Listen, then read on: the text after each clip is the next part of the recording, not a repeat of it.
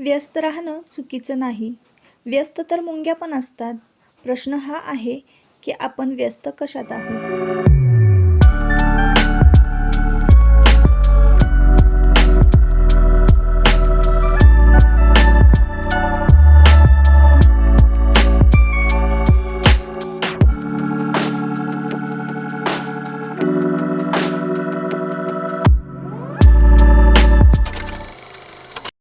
Hello, नमस्कार. मी सुप्रिया. आणखी एका नवीन ब्लॉगमध्ये आपलं मनापासून स्वागत करते.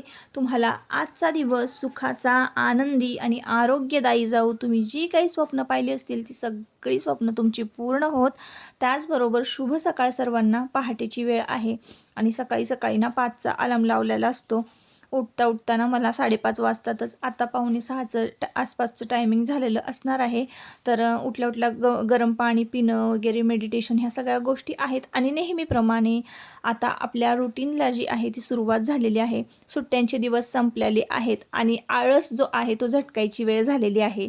तर आता ना लवकर उठायचं, मुलांचे डबे, सगळं जे काही रुटीन, वेळच्या वेळ कामं, हे सगळ्या गोष्टी ज्या आहेत त्या अगदी रेग्युलर चालू झालेल्या आहेत आणि आजपासून सुरुवात आहे स्कूलला. आजचा वार आहे सोमवार. तर आज टिफिन वगैरे करायचं आहे. थोडंफार जी स्वच्छता आणि क्लिनिंग जे आहे ना ते म्हटलं तुमच्याबरोबर शेअर करावं. तर सकाळी उठल्यानं मी अंगणामध्ये स्वच्छ झाडू मारून घेते, गॅलरीमध्ये पण स्वच्छ पुसून घेते, लोटून घेते, चौकट वगैरे उंबरठा पुसून घेते आणि मग त्यानंतर घरातली इतर जी काही कामं आहे, घरातलं झाडलोट, लादी पुसणे, फर्निचर पुसणे, ह्या सगळ्या गोष्टी करत असते. तर सकाळी उठल्या बाहेरचा जो काही पॅसेज आहे ना तो स्वच्छ केला ना की मग बाहेर आपल्याला कपडे वगैरे वाळत घालता येतात, व्यवस्थित फ्रेश अशी हवा येते. आता सध्या सगळीकडे पावसाळा चिकचिक चालू आहे ना, तर त्यामुळं कपडे घालायला पण जागा नाही आहे. मधला जो व्हिडिओ आहे ना ताईंनो तो स्किप केलेला आहे. पटपट डबा करून घेतला, सगळ्यांच्या आंघोळ्या झाल्या, झाडलोट झाली, घरातलं फर्निचर वगैरे पुसून झालं, देवपूजा झाली. ह्या सगळ्या गोष्टी मी स्किप केल्या. काय होतं ना, नेहमीच व्हिडिओ खूप मोठा होतो. तर माझ्या दोन्हीही मुलांकडे बघून मला इतकं पॉझिटिव्ह वाटलं ना ताईंनो, तर मी वरून बघत होते ना त्यांच्याकडे, मला खूप भारी वाटत होतं म्हणून मी खाली गेले पुन्हा बघायला. पहिला दिवस आहे आज शाळेचा आणि तुम्हाला पण जाणवला असेल त्यांच्या चेहऱ्यावरचा पॉझिटिव्हिटी पणा जो आहे, म्हणजे सकारात्मकता त्यांच्या चेहऱ्यावरची तुम्हाला जाणवली असेल. तर ते दोघीही वर बघून बाय करत होते ना, इतकं भारी वाटलं ना ताईंनो, त्यामुळे मी खाली गेले. तर आज शाळेचा पहिला दिवस आहे आणि ते निघालेले आहेत शाळेमध्ये. ते गेल्यानंतरचं जे काही म्हणजे घरामध्ये जी काही शांतता असते ना आणि जे काही आपल्याला जो एकांत मिळतो ना, हा ते समाधान तर वेगळंच असतं ताईंनो. तर त्या समाधानाची मी खूप वाट बघत होते आणि ह्या पहिल्या दिवसाची खरं तर 2 महिन्यानंतर आता कुठेतरी थोडीशी घरामध्ये शांतता आणि व्यवस्थित जे रुटीन आहे ते सुरळीतपणे सगळीकडेच सगळ्याच आपल्या गृहिणींना थोडासा वेळ मिळणार आहे मुलं शाळेत गेली की आणि घरामध्ये थोडी शांतता जाणवणार आहे. तर इकडं आले मी मुलं शाळेत गेल्यानंतर, त्यांना टिफिन वगैरे बनवून दिला, स्वयंपाक वगैरे सगळी कामं जी आहेत ना ती 10 वाजेपर्यंत पटपट आटपलेली असतात आणि 9:45 वाजता दोन्हीही मुलं स्कूलमध्ये जातात. हा आहे आमचा वाग्या.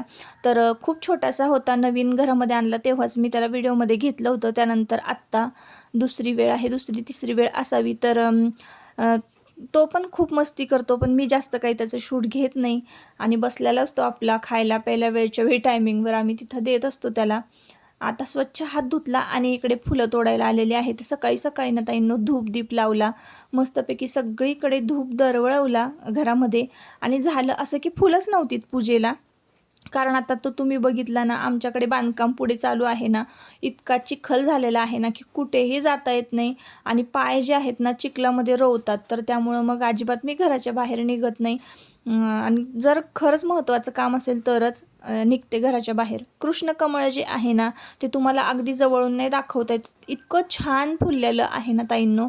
तर थोडासा पाऊस वगैरे थांबला ना की मी आवर्जून जाईन आणि कृष्णकमळ तुम्हाला दाखवेन. संपूर्ण डाळिंबाच्या झाडावर कृष्णकमळ जे आहे ते पसरलेलं आहे. मुलं स्कूलमध्ये गेली की गार्डनमध्ये एक फेरफटका मी मारतच असते. कुठली झाडं कशी आहेत, काय म्हणजे काय झाडांची हालत आहे, कोणाला काय पाहिजे आहे, खतं असे हे सगळं मी बघत असते. तर जाऊन बघितलं गार्डनमध्ये, एवढं गवत झालं होतं ना ताईंनो. सध्या आहे ना आता कामाला माणसं पण मिळत नाही आहेत, तर मलाच आता कंबर पदर खोचून म्हटलं ना काम करायला पाहिजे. तर असो, आता इकडे बघा मोटर चालू केली होती, सकाळी सकाळी पाणी आलं ना की मोटर चालू करते. आता पूर्ण ज्या वरच्या 2ही टाक्या आहेत दिवसभर आम्ही वापरतो त्या भरलेल्या आहेत. आजूबाजूला तुम्हाला थोडाफार कचरा दिसत असेल. सकाळी सकाळी उठल्याबरोबर ना खालचं अंगण लोटता येत नाही, पावसाळा असेल की. उन्हाळ्यात तुम्ही पाहत असाल की मी हे सगळं लोटून घेत असते, छान स्वच्छ धुवून पण घेत असते. पण आता काही म्हणजे वेळ नाही, वेळ काढता येईल कामासाठी, पण पाऊसच चालू असतो त्यामुळे स्वच्छता आजूबाजूची घराच्या बाजूची स्वच्छता करायची आहे. छान छान झाडं लावायची आहेत, गवत काढायचं आहे.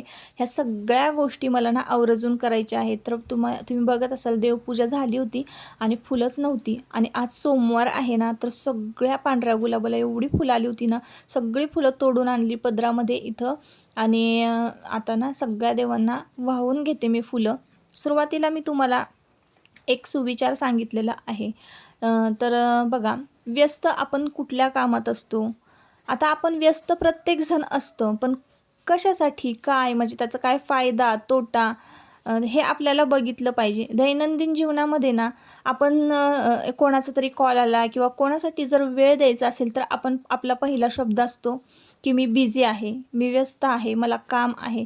पण आपण नक्की कुठल्या कामामध्ये व्यस्त आहोत हे आपल्याला आपलं कळालं पाहिजे. आपण अशाच कामांमध्ये व्यस्त असलो पाहिजे किंवा अशाच गोष्टींमध्ये आपण वेळ घालवला पाहिजे की ज्या गोष्टी आपल्याला आपल्या ध्येयापर्यंत पोहोचवतील. उगीचच आपलं बसायचं आणि वेंदळा असा दिनक्रम आपला जर असला तर आपले 5-5 मिनटं आपण कुठेही, अगदी टी व्ही बघत बसू द्या. टी व्ही तर अर्धा 1-1 तास लोक सिरियल बघत बसतात. कुठेही कसाही आपला वेळ जो आहे तो वायाला घालवत असतात. आता तुम्हाला मी सांगितलं सुरुवातीला सुविचारामध्ये की मुंगीसुद्धा व्यस्त असते, पण तिच्या व्यस्त असण्यामागं तिचं काहीतरी ध्येय असतं की तिचं काहीतरी म्हणजे त्यामध्ये हेतू असतो. साखर खायला मिळावी किंवा ती तिच्या जीव ओतून प्रयत्नांच्या पलीकडे ती तिचं काम करत असते. तर तिच्याकडनं फक्त ती चिकाटी शिकावी मुंगीकडनं, की आपण जीव ओतून एखाद्या गोष्टीमध्ये जर काम केलं, एखादी गोष्ट जर मनावर घेतली की नाही मला हे काम करायचंच आहे, मला यातून 4 पैसे मिळणार आहे, तर त्याच गोष्टींमध्ये तुम्ही वेळ घालवायला पाहिजे. ना की आपला वेळ कुठंही आपलं सिरियल बघण्यात, पिक्चर बघण्यात, टी व्ही बघण्यात, फिरण्यात, ह्या गोष्टींमध्ये अजिबात नाही घालवायचा. वेळेचंसुद्धा एक मॅनेजमेंट असलं पाहिजे. ह्या दिवशी मी कामच करणार आहे, या दिवशी मी माझा हा जो वेळ आहे तो स्वतःसाठीच देणार आहे, एवढा हा जो वेळ आहे माझ्या मित्रमंडळींसाठी किंवा फॅमिलीसाठी, कुटुंबियांसाठी देणार आहे. ह्या सगळ्या गोष्टी ठरवलेल्या असल्या पाहिजे. तरच आपण आपलं जो दैनंदिन आयुष्य जे आहे ते अगदी सोप्या पद्धतीनं जगू शकणार आहोत. म्हणूनच मी तुम्हाला सुरुवातीला सांगितलं की व्यस्त असणं की हे नक्की आपल्याला माहिती असलं पाहिजे की आपण व्यस्त कुठल्या गोष्टींमध्ये आहोत आणि ज्या गोष्टी आपण करणार आहोत त्या गोष्टी आपल्याला आपल्या ध्येयापर्यंत, आपल्याला जे हवं आहे, आपल्याला जे अचीव करायचं आहे त्या गोष्टींपर्यंत आपल्याला आपला व्यस्त राहणं किंवा आपला जो वेळ आपण ज्या गोष्टींमध्ये घालवतो ते त्या गोष्टींपर्यंत आपल्याला घेऊन जाणार आहे का आपली व्यस्तता, तर हे शोधायचं आणि मगच त्या गोष्टींमध्ये आपण व्यस्त राहायचं आहे. एखादं छान काहीतरी बिझनेस प्लॅन करायचा किंवा घरं बसल्यानं असे काहीतरी विचार करायचा की मी हे कसं मॅनेज करू शकते. लेडीज असाल तर मी घर, मुलं, नवरा, बायको, सगळी नाती आणि बिझनेस कसा मॅनेज करू शकते, ह्या सगळ्या गोष्टींचा विचार करायचा. तुम्ही जर जेंट्स असाल तर तुम्हाला इतर जबाबदारी काय असेल तर ते मॅनेज करून, मी सगळं मॅनेज करून मी काहीतरी करू शकतो, मी काहीतरी जॉब करू शकतो, ह्या सगळ्या गोष्टी ज्या आहेत ना त्याचा तुम्ही विचार केला पाहिजे. थोडक्यात मला एवढंच सांगायचं होतं की आपला वेळ जो आहे ना तो आपण कुठं पण घालवतो आणि सांगतो व्यस्त आहे, पण व्यस्त अशाच गोष्टींमध्ये राहिलं पाहिजे जे आपल्याला त्याचा आपल्याला मोबदला मिळेल. आपल्या ध्येयापर्यंत किंवा आपल्याला काहीतरी अचीव करायचं असेल त्या गोष्टीपर्यंत आपली व्यस्तता आपल्याला घेऊन जायला पाहिजे. तर असो, आज पहिला दिवस होता शाळेचा आणि शाळेतून दोन्हीही मुलं घरी आलेले आहेत. मधलं रुटीन जे आहे ते पूर्णपणेच मी स्किप केलेलं आहे. बरीचशी कामं माझी झाली जी की मी तुमच्याबरोबर शेअर नाही करू शकले. आणि प्रत्येक काम करताना आपण ना कॅमेरा नाही हँडल करू शकत. का होतं ना, एक 5 मिनटाचं काम असेल ना तिथं आपण कॅमेरा लावून जर काम करायचं म्हटलं ना तर त्या कामाला 15 मिनटं लागतात. म्हणून मी शक्यतो आता काम करताना जे आहे ना तर व्हिडिओ क्लिप घेत नाही आहे. तर असो ताईंनो, मुलं घरी आल्यानंतर ना मुलांचे कपडे वगैरे चेंज केले, त्यांना खेळायला पाठवलं. पहिल्या दिवशी जास्त काही अभ्यास नव्हता. नंतर लगेचच दिवाबत्ती वगैरे झाली आणि मग लगेच मी भाकरी टाकायला घेतलेल्या आहेत. संध्याकाळचा स्वयंपाक लवकर करायला पाहिजे, कारण मुलं जी आहेत ना भूक करतात खूप. शाळेत गेले की त्यांना भूक लागते, कारण शाळेमध्ये खेळणं भरपूर होतं. तर म्हटलं चला तुमच्याबरोबर झटपट अशा भाकरी मी थापत होते, तर म्हटलं चला शेअर करूया. किती मस्त मोठ्या मोठ्या छान टमटमीत अशा भाकरी असतात. तर आमच्याकडे सातारला ना अशाच भाकरी करतात. आता कमेंट करणाऱ्यांनी असं करू नका की तुम्ही कट्ट्यावर कशी भाकरी टाकली किंवा काय. तर चपाती पण ना मी कट्ट्यावरच लाटते आणि पुरणपोळी पण मी कट्ट्यावरच लाटते. आमच्या पोळपाटाचा पाय तुटलेला आहे आणि मुळात पोळपाट जे आहे ना तर ते छोटंसं आहे आणि त्यावर मला काही भाकरी थापता येत नाही ताईंनो. त्याच्यामुळं ना मी इकडं मस्तपैकी कट्टा स्वच्छ साबणानं धुवून घेते, 1-2 वेळा कपड्यानं पुसून कोरडा करून घेते आणि मग त्यावर व्यवस्थित छान भाकरी टाकते. आता हे कसं आहे, कट्ट्याची जी साईज आहे ना ती मोठी असल्यामुळं ना मला माझ्या पाहिजे इतकी मोठी छान गरगरीत अशी भाकरी थापता येते. म्हणून मी कट्ट्यावरच भाकरी थापते. आणि तुम्ही बघितलं असाल की मी जेव्हा भाकरी थापायला उंडा घेतला तेव्हा किती छोटासा होता. एकदम पातळ आणि छान तवा भरून मोठीच्या मोठी अशी भाकरी मी थापते आणि टाकत असते आणि सगळ्याच भाकरी ज्या आहेत ना छान टमटमीत फुगतात सुद्धा. थोडंसं जरा भाकरी टाकताना अवघड जातं, कारण तवा पण लहान आहे की मीच भाकरी मोठी टाकते हे मला खरं कळत नाही ताईंनो. तर माझ्या भाकरी एवढ्या मोठ्या मोठ्याच असतात आणि छान छोट्या छोट्या भाकरी टाकायचं आणि कधी हे म्हणून ना आमच्या घरामध्ये सगळी भाकरी मी टाकल्यानंतर अर्धी अर्धीच खातात. आता आम्ही 6 जणी आहोत ना, तर फक्त मी 3च भाकरी टाकते आणि आमच्या वाग्याला 1 भाकरी लागते. तर असं 4 भाकरी मी एका टायमिंगला टाकत असते. तर आमच्याकडे ना यात्रा वगैरे चालू झाल्यानंतर अशाच पद्धतीनं मोठ्याच्या मोठ्या अशा भाकऱ्या थापल्या जातात.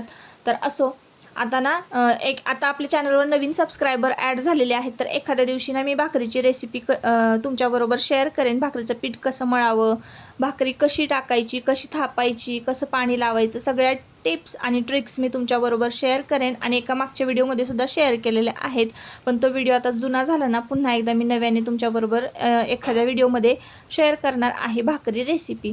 तर आता मी तुमच्याबरोबर अंडा करी रेसिपी शेअर करते. तर त्यासाठी ना मी 10-12 लसणाच्या पाकळ्या चेचून घेतलेल्या आहे, 1 टोमॅटोची प्युरी करून घेतलेली आहे. मसालेसुद्धा मी सांगते तुम्हाला काय काय घेतलेले आहेत. तर त्याआधी 5 बटाटे जे आहेत मोठे मीडियम साईजचे आहेत ते उकडून घेतलेले आहेत आणि 12 अंडी जी आहेत ना, 14 अंडी मी घेतलेली आहेत, कारण नणंदबाईसुद्धा आज आलेल्या आहेत. तर 14 अंडी प्रत्येकाला 2-2 अशी. आम्ही घरामध्ये 7 माणसं आहोत. आरामात ही जी अंडा करी मी करणार आहे ती 6 ते 7 माणसांना अगदी आरामात पुरणार आहे. खूप सोपी आहे. कुठलंही वाटण घाट हे सगळं न करता अगदी साध्या सोप्या पद्धतीने मी तुमच्याबरोबर आज अंडा करीची रेसिपी शेअर करणार आहे. ही रेसिपी तुम्ही एकदा नक्की करून बघा आणि केल्यानंतरच मग कमेंट करून सांगा की कशी झाली होती. तर ताईंनो, 5 बटाटे इथे मी छान उकडून घेतले, मऊसूत शिजलेले होते. छान असा बारीक जाड मोठा असा बटाटा स्मॅश करायचा आहे. तर सातारच्या भागामध्ये बघा अशी रेसिपी जी आहे ती केली जाते आणि आम्ही तरी करतो, स्पेशली कोण करतं की नाही माहिती नाही, पण अगदी साधी सोपी पद्धत आहे म्हणून म्हटलं चला तुमच्याबरोबर ही रेसिपी शेअर करावी. तर आता कढईमध्ये ना 2 चमचे तेल घेतलेलं आहे. तुम्हाला तेल थोडंसं जास्त घालायचं असलं तरीसुद्धा चालेल. तर मी इथं 2 चमचे तेल घातलेलं आहे. 10-12 लसणाच्या पाकळ्या ज्या आहेत चेचलेल्या त्या मी तेलामध्ये छान भाजून घेणार आहे. त्यानंतर मग आपल्याला लसूण भाजला की यामध्ये एव्हरेस्ट अंडा करी मसाला 1 चमचा, घरगुती लाल तिखट 1 चमचा, अर्धा चमचा कश्मीरी लाल चिली पावडर घातलेली आहे. हळद पावडर थोडीशी घातलेली आहे चिमूटभर आणि चवीपुरता जाड मीठ मी घातलेलं आहे. हे मसाले छान भाजल्यानंतर आपल्याला टोमॅटोची प्युरी यामध्ये घालायची आहे. ही सगळी प्रोसेस करताना आपला गॅस लो टू मिडियम म्हणजे आचेवर, मंद आचेवर गॅस असला पाहिजे, म्हणजे अगदी मध्यम आचेवर असला तरीही, आणि मगच आपल्याला फोडणी घालायची आहे, म्हणजे आपली फोडणी करपणार नाही. आता ही फोडणी छान भाजल्यानंतर आपल्याला आपण बटाटे स्मॅश करून घेतलं होतं आणि त्यामध्ये पाणी ओतलं होतं ना, तर ते बटाट्याचं सारण जे आहे ते आपल्याला या फोडणीमध्ये घालायचं, छान मिक्स करायची आणि मस्त अशी अंडा करी तयार होते. ताईंनो, तुम्हाला असं वाटत असेल की कशी अशी ही अंडा करी, पण तुम्ही एकदा करूनच बघा आणि मगच कमेंट करा. आता शिजलेली अंडी जी आहेत ती सोलून घेतली आणि मग त्यानंतर आपल्याला त्याला कट्स मारायचे आहे आणि आपल्याला या करीमध्ये घालायची आहे. ही करी एक 5 ते 7 मिनटं छान उकळू द्यायची आणि मग लगेचच वाढायला घ्यायची आहे. कुठलाही मसाला न घाटता, न कांदा चिरता, खोबरं खिसता हा सगळा व्याप अजिबात करायची गरज नाही. फक्त लसूण फोडणीला घालून सुद्धा अंडा करी करता येऊ शकते. तर नक्की तुम्ही ही रेसिपी ट्राय करा आणि शेवटपर्यंत जर व्हिडिओ बघितला असेल ना तर त्यासाठी मी तुमची खूप खूप आभारी आहे. तर बघितला असेल तर नक्कीच तुम्ही ही रेसिपी जी आहे ना ट्राय करून बघा. तर तुम्हाला आता म्हणजे वाढून दाखवते. तर बघा, ही अशा पद्धतीनं अंडा करी जी आहे ती लागते आणि तुम्हाला माहिती आहे की अंडा करीमध्ये आपण बटाटा यूज करतोच. मस्तपैकी लिंबू वगैरे पिळायचा.